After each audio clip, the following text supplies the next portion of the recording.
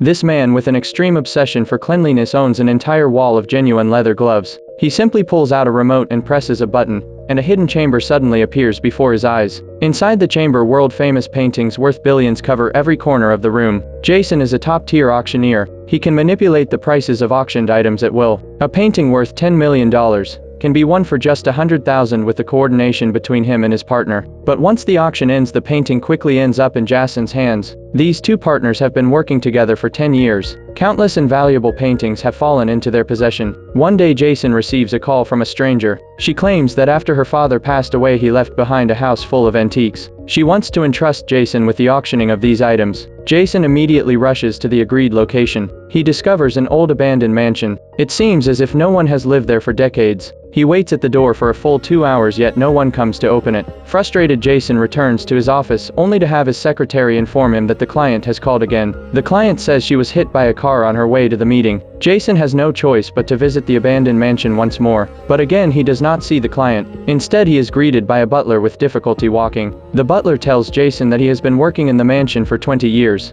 but ever since the owner passed away, he has never seen the owner's daughter Ellie again. As a top auctioneer, Jason finds these antiques rather mediocre. Just as he is about to leave, he spots a strangely shaped gear on the floor. He secretly wraps it up and takes it out of the mansion. Then he hands it over to a repair shop worker. The worker tells Jason that he can only determine the gear is from a very early era, but he has no way of identifying the specific object it belongs to. Driven by his obsession with antiques, Jason returns to the abandoned mansion once again. But even after his men finish cataloging all the antiques, Ellie still does not show up. Jason angrily calls Ellie, but during their conversation, a ladder suddenly slips from the stairs. Hearing the echo through the phone, Jason instantly deduces that Ellie is hiding somewhere in the mansion. Feeling disrespected, Jason hangs up in anger. The butler tells Jason that ever since Ellie's mother passed away 10 years ago, Ellie developed a form of autism, shutting herself in a dark room, refusing to see anyone. After hearing this, Jason takes the initiative to call Ellie and apologize. He promises to personally deliver the contract. The next day when he arrives at the mansion, Jason slides the contract through a crack in the wall, but unable to contain his curiosity, he peeks through a hole in the wall. To his surprise, Ellie is staring right back at him.